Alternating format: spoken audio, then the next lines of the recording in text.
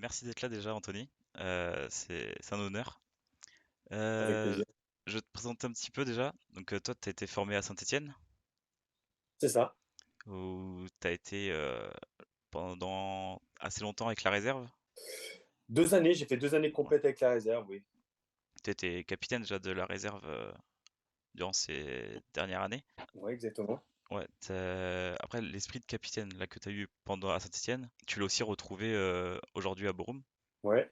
C'est inné pour toi ou c'est arrivé comme ça C'est inné, je sais pas si c'est inné, mais en tout cas, c'est vrai que beaucoup d'entraîneurs que j'ai eus m'ont vu ou me voient en tant que capitaine. Après, je pense que, comme je dis toujours, il y a plusieurs types de capitaines. Et moi, je suis plus un capitaine qui donne l'exemple sur le terrain et ou alors tous les jours à l'entraînement, voilà, en donnant tout ce qu'il a. Et je pense que c'est plus là où les entraîneurs me voient pour ce rôle de capitaine. Bon, bien sûr, avec l'âge, j'ai appris un peu à parler un peu plus, à m'exprimer un peu plus, ce que je n'avais peut-être pas au tout début.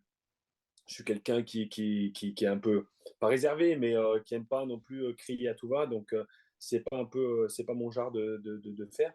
Mais voilà, par toutes les autres voilà, les qualités que j'ai sur le terrain, voilà, je pense de meneur, je pense que c'est ça qui a fait que j'ai été dans pas mal de clubs capitaine. et du coup, c'est à Saint-Étienne que tu signes ton premier contrat professionnel. C'est ça, Ça, d'un an seulement, ouais. mais quand même.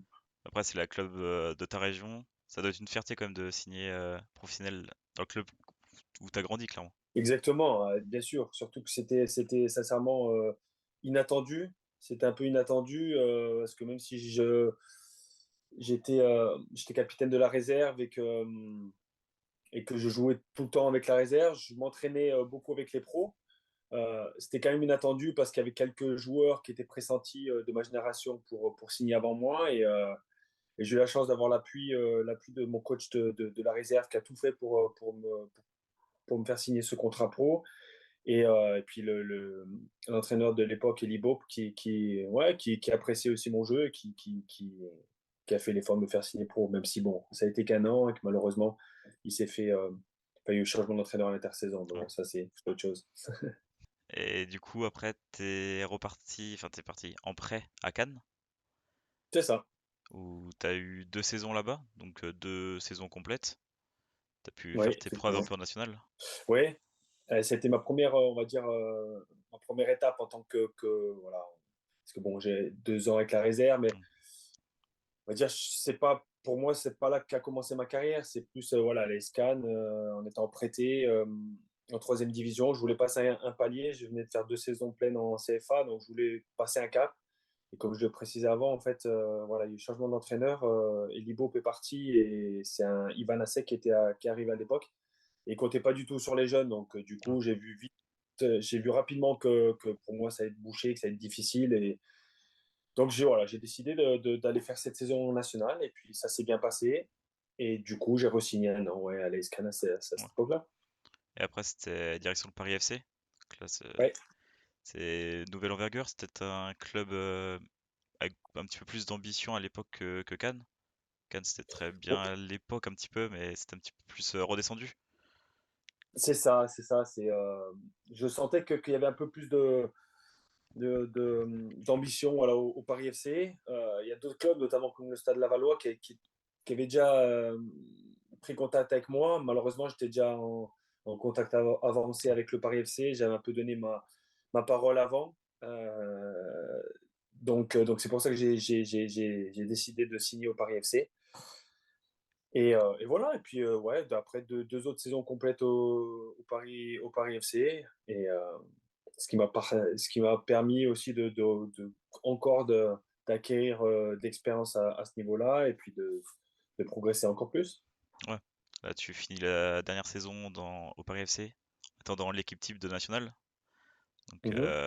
là, tu as un nouveau contact avec Laval pour cette fois aller en Ligue 2 C'est ça. et retrouver le Euh, monde professionnel du coup. voilà, exactement. Bah, c'était vraiment mon souhait. Après on va dire ces 4 années en national, j'avais le désir ouais, de gravir l'échelon supérieur. Et puis, Laval est venu très tôt à moi et les contacts ne sont jamais trop perdus. Chaque fois qu'on les jouait, bon, je parlais un peu avec le président, avec Philippe Insberger aussi quand on se croisait. Et c'est pour ça, les contacts sont restés et ils sont venus très rapidement dans la saison me voir pour savoir un petit peu où je me voyais et j'ai donné assez rapidement mon accord pour la saison d'après. Ouais, les 2 saisons à Laval, c'est quelque chose, je sais, en tant que supporter lavallois, ton passage a été très remarqué. T'es un très très bon joueur au milieu, qui avait le monopole au milieu. Donc, c'est qu'il y a C'est beaucoup de gentil. supporters de Laval qui ont un très bon souvenir de toi, en tout cas. Bon, ben, ça fait plaisir parce que j'ai un super bon souvenir de mon passage au Stade Lavallois aussi. Un club très familial dans lequel on s'est beaucoup plu avec ma femme.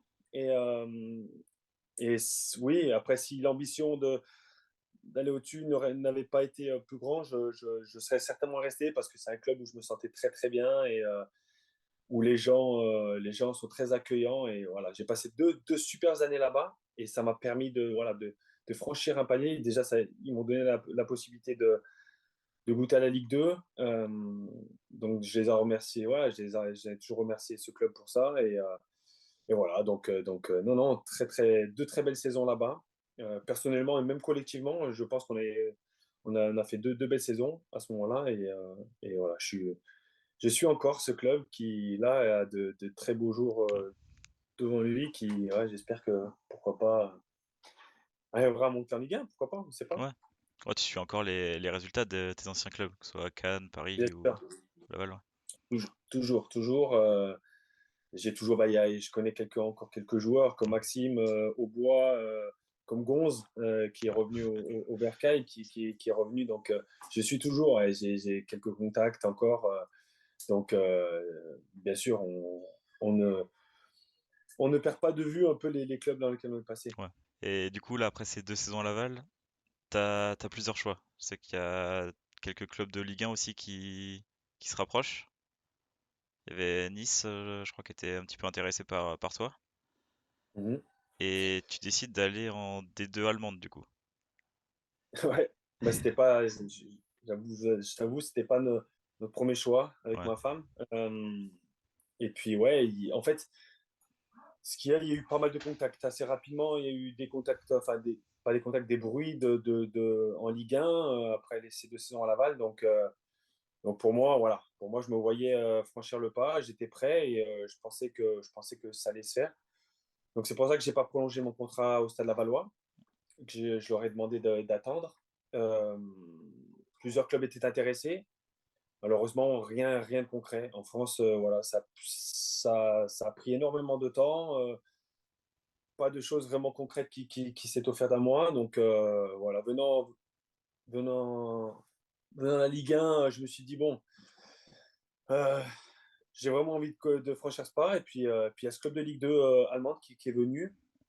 Pareil, très très tôt, je crois que c'était en février où ils ont pris les premiers contacts. Alors bien sûr, j'ai refusé pas mal de fois. Je me voyais même rester à Laval plutôt qu'aller en Allemagne, sincèrement. Mais, euh, mais ils ont tellement montré un intérêt grand pour me faire venir et même voilà, pendant ce mercato d'été, alors que j'avais refusé encore pour la cinquième ou sixième fois, je crois. Ils se déplacent à Nice pour me voir, directeur sportif, et puis ils me montrent voilà, pas mal de vidéos, notamment des fans, de l'engouement du football en Allemagne et tout. Et là, pour moi, ça fait tilt. En fait, je me dis, ben voilà, en France, je vois que ça met du temps et que ça me donne pas la chance. Donc, voilà, tente quelque chose d'autre et on franchit le pas avec ma femme. Et puis, on va du côté d'Allemagne. ouais. Et depuis, là, ça va faire bientôt 13 ans. Toujours pas parti de l'Allemagne. Toujours pas. Toujours pas, T'as- non. Tu t'es bien adapté, ça te plaît bien? Oui, très bien. Ça fait ouais, 12 ans maintenant. Ouais, 12 ans. On est tombé amoureux de la vie allemande, enfin du style de vie allemand. Pour la famille, c'est une qualité de vie qui est pas négligeable. Voilà, point de vue scolaire, pour nos enfants, je sais pas, on a vraiment adhéré à cet esprit qui correspond totalement à nos valeurs à nous. Voilà, c'est pour ça qu'on est resté qu'on reste aussi longtemps dans ce pays qui nous a beaucoup offert. Et puis, voilà, nos enfants ont grandi ici maintenant. Donc, on se voit pas faire autre chose que de rester ici. Et du coup, là, tu fais 2 saisons à Dresde. Je sais pas si je prononce bien. Dresden, ouais. Dresden. Et après, tu vas à Bochum, donc là où tu es actuellement, Ouais, depuis 10 ans. c'est ça. 10e année, ouais. Et là, 10e saison. là tu as re-signé jusqu'en 2025, là encore, il y a quelques jours. Voilà, il y a la semaine dernière, je crois, j'ai prolongé mon contrat d'une année supplémentaire encore, oui. Ouais.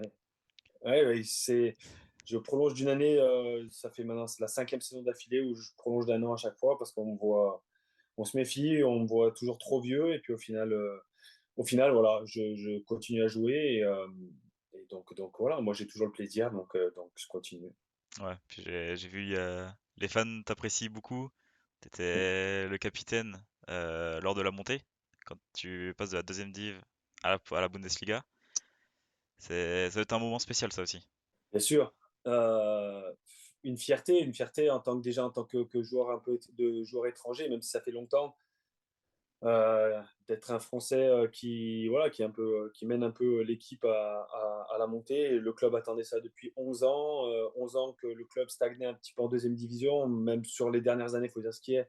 On était même plus proche de jouer la descente que la montée. Et puis il y a eu cette saison extraordinaire où voilà, on a trouvé un groupe qui a fonctionné ensemble, qui vraiment a trouvé ses valeurs et on a réussi à faire une super saison et à redonner voilà, cette fierté de retrouver la Bundesliga au VfL Bochum qui attendait ça depuis tellement longtemps. Donc, je pense que dans l'esprit des gens ici, c'est resté, ça restera. Et du coup, voilà, je pense que c'est aussi pour ça que les gens ouais, ont une si bonne image de moi, entre autres de mes performances, bien sûr, mais je pense que en tant que leader de cette équipe, voilà, qui a refait vivre la Bundesliga au club, je pense que ça a marqué pas mal de gens. Ouais. Puis même les niveaux supporters, il y a quelques comparaisons qui ont été faites entre les groupes de supporters de deuxième division allemande et deuxième division française. Il y a quand même un gros écart d'ambiance déjà. Même quand on voit des fois la troisième division allemande, c'est incroyable. Oui, bah c'est un peu pour ça aussi que j'ai fait enfin, je suis venu en Allemagne et puis c'est pour ça que j'ai eu des opportunités de revenir en France et je t'avoue que c'est une des raisons qui a fait que je voulais rester ici. C'est que il y a un engouement autour du football qui est démesuré. Voilà, comme tu dis, même en troisième division, bon, il y a des clubs qui font comme mon ancien club, hein, Dresde, Dynamo Dresde, qui fait 30 000 tous les week-ends. Euh, donc c'est quelque chose qu'on ne voit pas en France. Malheureusement, il y a pas cette ferveur qu'il y a ici en Allemagne. Bien sûr, dans certaines régions, dans certains clubs, il y a ça, mais pas partout. Globalement, en France, non, c'est plus voilà, multisport et bon, ça soutient un peu tous les sports, mais ça veut pas. Mais ici, c'est vraiment le week-end, c'est chaque personne veut soutenir le club de sa ville et vraiment, ils attendent le week-end avec impatience pour aller supporter leur club. Et c'est quelque chose d'extraordinaire en tant que joueur, sincèrement, ça provoque des émotions que je n'aurais pas vécu en France, je pense. Là, actuellement, quasi un peu plus de la moitié de la saison, vous jouez le maintien. Comme là, ça fait plusieurs saisons en même temps, vous allez pas. C'est compliqué de jouer au-dessus. Bien sûr. Euh, Là, on sait que le maintien en Bundesliga, c'est entre 30 35 points à peu près. À peu près, ouais. On va dire 35 points, on se sauve. On va dire ça. Tu le sens comment là cette saison actuellement? Plutôt bien, même si bon, hier on a perdu le derby, mais bon, c'est quand même contre un grand d'Europe, donc Ouais, Dortmund, on, on peut se permettre de perdre, même si on a des regrets, mais c'est comme ça. Mais non, bien, on a 9 points d'avance sur les 3 derniers, euh, donc c'est quand même un petit matelas. Après, nous, on veut pas se reposer sur le laurier, on veut prendre le maximum de points pour pouvoir voilà, acquérir ce maintien le plus rapidement possible. Il y a d'autres équipes, je vois d'autres équipes plus en difficulté que nous. Après, voilà, on est le VfL Bochum, voilà, c'est notre troisième année consécutive en Bundesliga. On a vécu une première année magnifique où on s'est sauvé plutôt confortablement. L'année dernière, c'était beaucoup plus difficile où voilà, il a fallu aller chercher la dernière journée. Donc voilà, on a le troisième budget de la Bundesliga, donc faut pas, voilà, faut rester réaliste, faut pas chercher autre chose que le maintien. Mais voilà, on a montré encore cette saison qu'on pouvait embêter pas mal d'équipes et que on pouvait même faire jeu égal avec des très bonnes équipes de la Bundesliga. Donc non, on est plutôt satisfait. Après, voilà, on va lutter jusqu'au bout et on va essayer de garder cette distance avec les autres voilà, jusqu'à la fin. Ouais, c'est tout ce que je vous souhaite. Volontiers. Donc là, on a dit t'as signé pour une année de plus. Là, tu as 37 ans. C'est Malheureusement, tu es plus proche de la fin de carrière que du début. Ah oui, ouais, Qu'est-ce on que peut tu as dire ça. prévu, toi, pour la suite? Est-ce que tu veux rester dans le monde du football ou changer complètement? Non, c'est prévu que je reste dans le monde du football. Ça fait, je crois, il y a 2, 3 ans de ça. On a commencé à en parler déjà avec le club qui désire bien sûr me garder dans le club voilà, il me laisse un peu le choix, même si je pense que le chemin que je vais prendre sera plus ouais, le chemin d'entraîneur, entraîneur des jeunes dans un premier temps, ou d'entraîneur adjoint avec l'équipe première. Euh, voilà, ça fait tellement longtemps que je suis dans le club qu'il y a des portes qui s'ouvrent ici Ah, et on se sent bien. Donc voilà, c'est déjà prévu voilà, dans mon contrat qu'après ma carrière, je reste dans le club voilà, en tant qu'entraîneur ouais, ou entraîneur adjoint. Donc je resterai dans le milieu du foot quand on a fait ça toute sa vie et c'est dur de c'est changer. compliqué de tout changer, ça. Ouais, surtout quand on aime ça. Si vraiment j'avais un ras-le-bol un peu du football, je dirais ouais, mais non, j'ai toujours l'amour du foot, donc non, je me vois rester là-dedans. Après, on ne sait jamais, hein, s'il y a tellement d'opportunités qui peuvent s'offrir à moi par la suite, si je vois qu'après c'est pas quelque chose qui me correspond vraiment, je changerai, hein. Mais dans un premier temps, je pense que je resterai oui, dans le milieu Ouais. du foot. Les diplômes d'entraîneur, t'as déjà commencé à les passer ou c'est Alors, pas prévu? et déjà, j'ai commencé très très tôt, à l'âge de 20 ans déjà, quand j'étais encore à Saint-Étienne. On avait Ouais, commencé très tôt, on nous donnait la possibilité de passer notre brevet d'État. Donc je l'ai. Bon, tout a changé maintenant. ouais, Mais ici, en fait, en tant que joueur professionnel, on peut commencer déjà à un certain niveau. Euh, Malheureusement, comme je suis encore actif, bon, même si il y a des sections qui s'ouvrent là pour les joueurs en activité qui veulent, il y a très, très beaucoup de demandes et très peu d'admis. Donc, pour l'instant, le club n'a pas eu voilà, une ouverture pour moi, mais je les passerai en temps voulu. hmm, Dès que j'aurai fini, je les passerai et voilà. Mais j'ai la chance de commencer déjà à un certain niveau avec mon expérience en tant que joueur. Il nous donne cette opportunité, donc c'est quelque chose de bien. Et voilà, après je les passerai volontiers et on verra où ça me mènera. Je vais te poser quelques petites questions comme ça, répondre au tac. Pour toi, c'est qui le meilleur joueur avec qui tu fais jouer? Euh, Très difficile parce que j'ai avec beaucoup de bons joueurs. Après, avec qui j'ai joué, je dirais, il y a un joueur avec qui j'ai adoré jouer, c'était en numéro 6, c'est Robert Tesche qui est maintenant au Osnabrück. Et c'était un grand artisan aussi de notre montée en Bundesliga, donc je dirais Robert Tesche. Et le meilleur joueur que tu as affronté?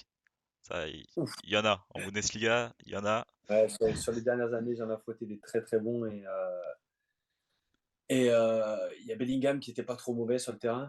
Ouais, Il y en a un qui m'impressionne à chaque fois que je joue contre lui. Et c'est Leroy Sané. C'est ouais. Leroy Sané, je dirais, parce qu'il est tellement déroutant par, avec le ballon. Il va tellement vite, tellement il peut aller de droite à gauche. C'est imprévisible et de jeu contre lui, c'est très difficile. Tu sens qu'il y a un monde d'écart entre les très grands joueurs et les joueurs plus communs en soi sur le terrain, ça se Oui, ressent. ouais, oui, quand même. Mm. Sincèrement, oui. Ça serait mentir de dire l'inverse, même si on les a battus une fois, par exemple le Bayern, ou s'ils ont un petit jour où ils sont un peu moins bien, ben, ouais, nous, avec notre envie qui est décuplée à ce moment-là, on peut les embêter et on peut ouais, rivaliser avec ces joueurs. Mais sur la durée, on voit la différence technique, physique, certains qui est tout autre. Parler de différence physique, toi t'as pas connu de très grosses blessures, t'as toujours été très très constant dans tes saisons, fait beaucoup de matchs. Ouais. Tu l'expliquerais comment toi? Ouais, bien sûr, on me le demande souvent et ça, c'est une interrogation, même pour moi, sincèrement, parce que bien sûr, je fais attention, j'essaye d'avoir une hygiène de vie saine pour pouvoir voilà, continuer, surtout à mon âge. Hein, on essaie de. Mais sincèrement, je me suis jamais entraîné d'outre mesure. Je peux demander à tous mes coéquipiers, il y en a qui restent des heures après, avant qu'ils viennent. Moi, non, ça n'a jamais été mon truc. Quand je suis à l'entraînement, je travaille à 200% et que je suis à fond dedans et je donnerai tout et ma vie. Mais je suis pas quelqu'un qui fait beaucoup de choses en plus. Après, je pense qu'il y a une partie génétique certainement. Voilà, j'ai des gènes qui sont voilà, moins sujets aux blessures certainement. Et voilà, j'ai une femme qui fait merveilleusement bien la cuisine aussi. Donc, du coup, je mange correctement. Je suis pas quelqu'un qui va faire la fête. J'ai jamais été quelqu'un qui est porté vers la fête. Donc, bon, euh, ça aussi, peut-être ça y joue. Mais sinon, non, c'est une partie de chance, une partie génétique, je sais pas. Mais voilà, en tout cas, je suis heureux de. Ouais, c'est vrai, il n'y a pas eu une saison où j'ai joué moins de 30, 31, 32, 30 matchs. Donc c'est quand même pas mal. Ouais. En tout cas, j'espère ne pas te porter la poisse là-dessus. Non. On espère. Je vais te demander aussi le meilleur et le pire moment dans ta carrière. Alors, bon, l'un de mes pires moments, ça restera ma descente avec le Dynamo Dresde. Hein. Le Dynamo Dresde, la deuxième année où on était descendu en troisième division. Ouais, je pense que ça restera l'un des pires moments de ma carrière parce que c'est certainement c'est le seul, euh, ouais, la seule négation d'un truc, point négatif dans ma carrière. Donc c'est certainement lui. Et après, le plus beau moment, il y a la montée, le match de la montée où je Mm. marque en plus. Je marque le match de la montée à domicile. Mais après, je peux pas ne pas mettre le maintien la première année à Dortmund, justement, où on va chercher le maintien. On gagne 4-3 à Dortmund. Euh, il y a eu ce qui s'est passé là ce jour-là, c'était extraordinaire au niveau motion. Il y avait 10 000 10 000 de chez nous, 80 000, 80 000 spectateurs. Et on va battre ouais, le Dortmund de Haaland et de Bellingham chez eux. Ouais, je pense que c'est un souvenir quand même inoubliable. Ah, ça doit être impressionnant en plus là-bas. Le fameux mur C'est jaune. ça, c'est ça. c'est- Non, c'était vraiment extraordinaire. Même là, chaque fois que j'y repense, ça me leur chair de poule. Et c'est juste quelque chose de magique hein, de vivre ça en tant que joueur parce que on vit ça, on fait du foot aussi pour vivre ces moments-là. Et j'ai eu la chance d'en vivre un. C'est cool. T'as parlé aussi des entraîneurs tout à l'heure, de la réserve, de l'IBOP qui était en A à Saint-Etienne. Est-ce qu'il y en a un plus que les autres qui t'a vraiment marqué, qui t'a dit, qui est là où maintenant tu te dis, sans lui, je serais peut-être pas où je suis actuellement.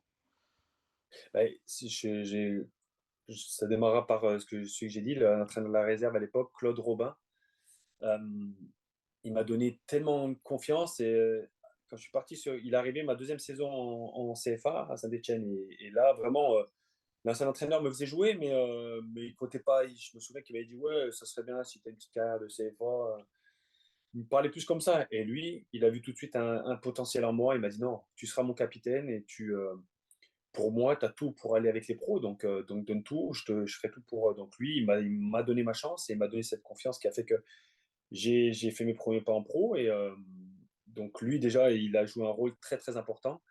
Euh, Après, j'allais dire chacun m'a apporté quelque chose. Bon, il y en a ils m'ont rien apporté et j'en ai que sur des années où j'ai eu très très mauvais souvenirs. Il n'y en a pas eu beaucoup où j'ai des mauvais souvenirs, Ouais. mais un ou deux ici à Bochum où vraiment Ça s'est pas très bien passé. Ils sont pas restés longtemps, donc c'est pas aussi c'est pas anodin. Mais sinon, voilà, on parlait de Philippe Berger, mais qui m'a fait apprendre très vite aussi le niveau de la Ligue 2 et qui m'a donné une confiance où j'ai pu m'exprimer totalement dans cette Ligue 2. Euh, donc plein. Après, voilà, mon coach actuel qui malgré mon âge avancé, continue à me faire jouer parce que pour lui, eh ben, ça l'est égal. Il faut que le joueur, et il n'y en a pas beaucoup qui voient ça dans le foot actuel, hein, où dès qu'on passe la barrière un peu des 30 ans, bah, ouais, on préfère un jeune et tout, mais non. Lui, il voit l'importance du joueur et de l'homme et continue à me faire confiance. Donc voilà, Lech aussi, Thomas Lech. Mais voilà, un peu tous m'ont apporté quelque chose. Mais vraiment, voilà, si j'avais à sortir vraiment un nom, peut-être Claude Robin parce qu'il m'a lancé dans le truc. Et après, comme je dis, j'ai appris beaucoup de chacun de mes coachs. Ouais. Eh ben, merci beaucoup. Avec C'était plaisir. un moment génial. Euh, Clairement, je te souhaite le meilleur pour la fin de saison. C'est Et gentil. puis C'est le super gentil. maintien, on l'espère évidemment. Eh ben, ça serait pas mal, avec un petit maintien, une montée du Stade Lavallois, et puis voilà. Ah, Comme ça, on serait très on très sera bien. tous heureux. Ça marche. Merci beaucoup. De rien, avec plaisir.